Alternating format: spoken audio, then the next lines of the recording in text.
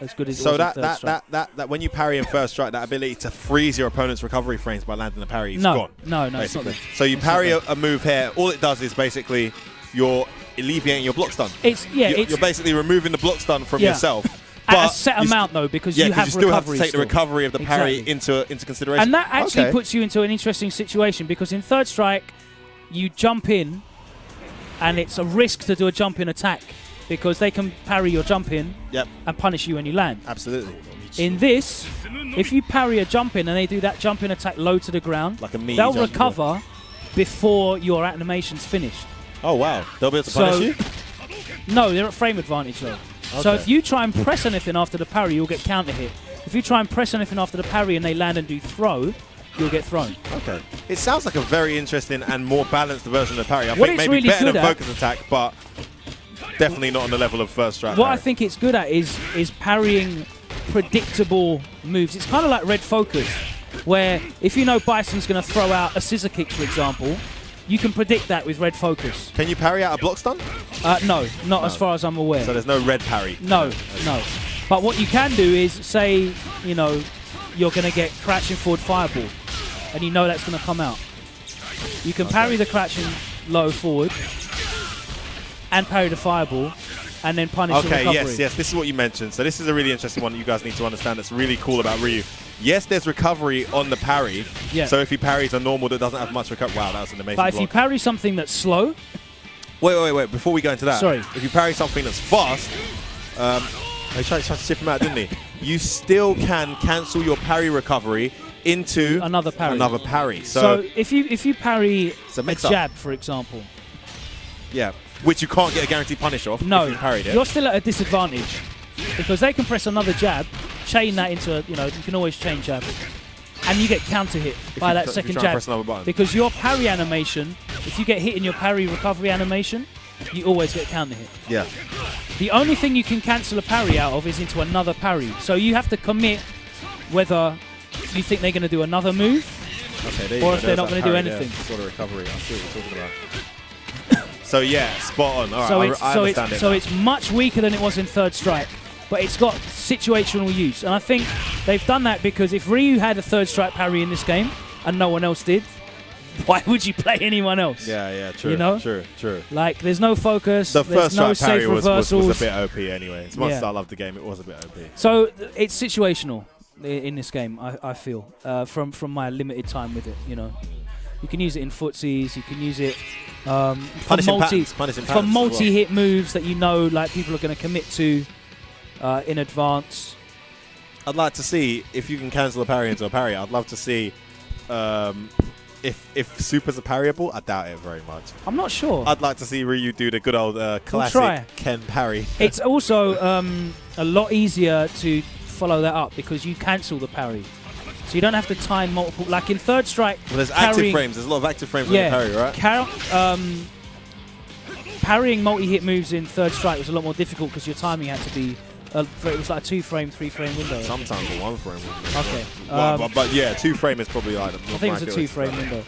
Here you can just mash parry and it'll cancel into itself. So if, say, Chun-Li does lightning legs, you can just mash parry. Okay. As long as you mash parry the right number of times and don't keep doing it, because if you mash parry and her move's finish, you'll keep parrying. And you'll just be there recovering. It's like registered input? Yeah, exactly. Oh, really? Like a computer? Yeah, basically.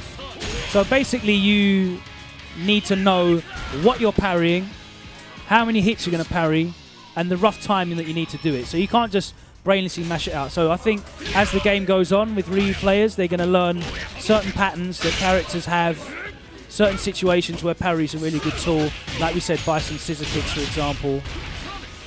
We're seeing a lot of people. Justin Wong was really abusing the fact that you saw him to do 2 parries there. Yeah.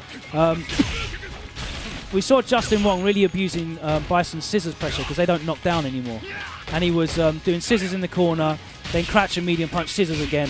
If you think Bison is going to go for that crouch and medium punch scissors again, and you can't really press it, even though Bison's at negative on block after his scissors, you can't really press a jab because he's too far away and you'll get hit by the medium punch. Your jab will whiff, his medium punch will hit you, then you'll get, scissor death. What you can do is you can go for that parry where You think he's going to do another scissors, hit the parry button. If you see the scissors come out, hit it again. If you see the medium punch come out into scissors, you obviously have to parry it 3 times. But understand what your options are in that situation. It just gives you different answers to different things. Rather than it being like, oh my god, I can just parry anything and I get a punish. I get DP into super anytime I want. There's more limitation on this. Yeah, exactly. So it's interesting. And it's an interesting mechanic. And that's just one character. Each character's got their own skills. You know, for example...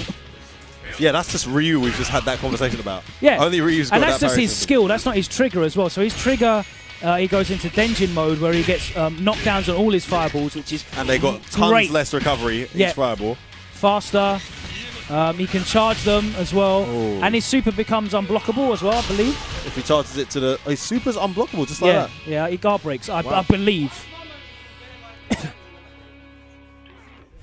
Let's have a look at the chat. Everyone's talking about Street Fighter X Tekken. I don't think you'll have any problem with timeouts in this game because the damage output is really high, even though there's like low... I think it's a bit too high right now, personally. I'm interested to see how it plays out, like how the end game goes. Because it's a game. It's not like in Street Fighter 4 that you could cancel your specials and stuff like that. In Tekken, in Street Fighter Cross Tekken, you could cancel your specials into tag. Yeah. So people could take more risk. Sorry, people could gamble at very little risk, right? So with this game though, you try and do a reversal or something. You eat a combo that does like, I mean, the bread and butter combos are doing like 40%. You know. It's early stages. We saw this in vanilla with Street Fighter 4, and the damage was just crazy when the game first came out. EX Snake Strike from Rufus was doing like close to 50%. Like, I imagine it will start off with a big amount of damage, but as the game gets more and more understood and broken down, I doubt they'll maintain this damage output because I think it's just a bit much for me from what I'm seeing. I could be wrong. Nice! Wow, is that guaranteed? It looked like he parried it quite high, yeah. Yeah. So that's an example of what you were talking about earlier. Yeah. Wow, what the hell? Shoryusengan, a big fan of that V-trigger activation. And the V-trigger meter seems to come up quite fast. Yeah, you get it for damage as well, so it's like Ultra meter the same way. No. Is that going to work? Oh! Press the button. Press the button. Oh, he tried to jump after the activation. He tried to jump after the activation. So basically, it's like super in ST. ST, yeah, right. You can't jump out of that. Jump it. You've got to firm the it's links, like maybe a 2-frame activation. Nice. Medium punch DP is the anti-air. Yeah, that's the one that wasn't trading. So on the stream at the moment, we've got Rich from Unequal Media, who's like an old school guy. He's got very deep roots in the fighting game community. Yeah, he's one of the first guys in the scene, and he's played a lot of fighting games. KOF being one of his favourite. Yeah, ST, I know he played a lot of ST. He's always been very involved in the organisation of tournaments, less so than actually. So normally these guys are here every week on the stream. Now that we've finally got the stream running, we've let them loose on Street Fighter 5. Yeah, these are the guys who run the stuff for you every week with Logan. You probably haven't seen him, I imagine, but these are the guys. So it's not the first time he's here. Having a bit of fun with the new activates. See the recovery on that fireball. He can just throw those out. I'd hate to see Reinhardt get hold of a fireball game like that.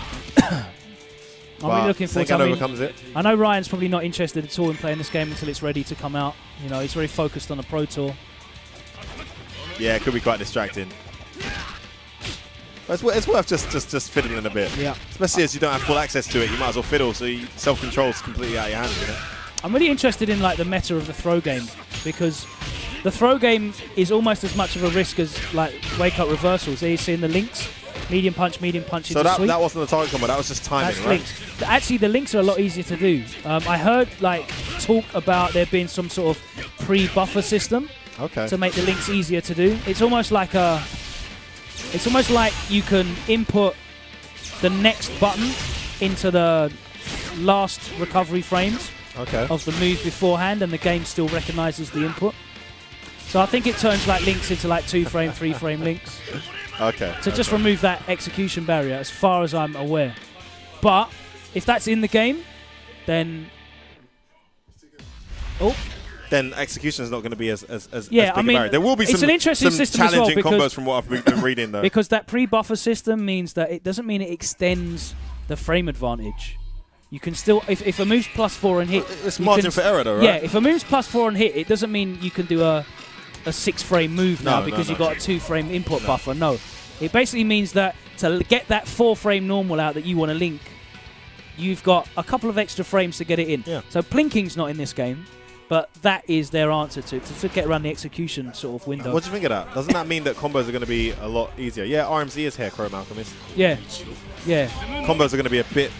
I mean... I think combos are a lot easier, to be honest with you. But to be fair, a lot of the guys who were rewiring their sticks to plink jabs, they were kind of cheating in it's kind many of people's eyes as arbitrary. well. Exactly. I think Capcom have recognised that whole 1-frame link thing is kind of arbitrary. People are plinking anyway. Yeah.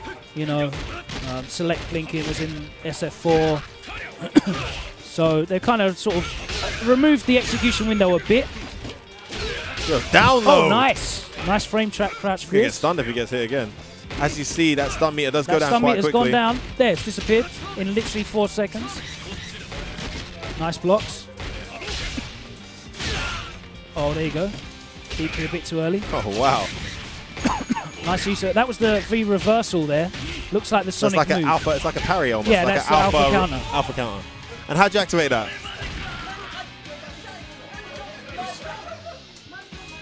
How'd you activate that? That is in block stun, you press forward and 3 punches or 3 kicks, depending on what your character is. Okay. At the moment, they might change that to just a generic move for everybody. Generic input, but as it stands, I know Cam uses kicks, most other people's punches. Ryu's got like really poor walk speed, but you don't really notice. Rich has got a decent understanding of the game here, it seems. He's just playing like ST almost. He's got the links down. He's activating at the right time as well, though. I like some of the stuff he's doing. Sengan now bringing in that.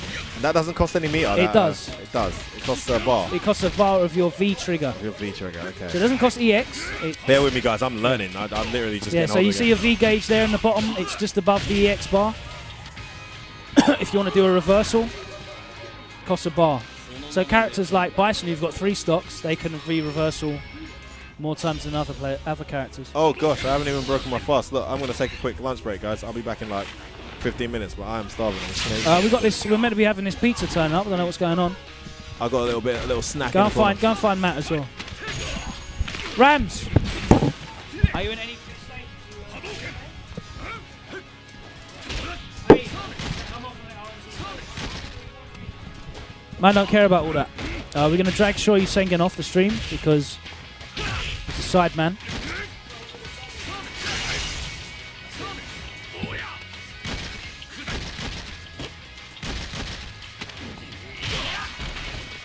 Get some other players on. Ho ho! The pizza's arrived!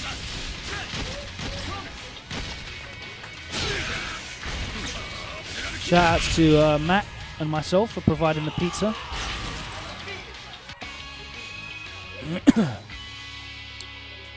So I'm actually going to jump on and play against Rich for a bit, real quick, whilst these guys break their fast.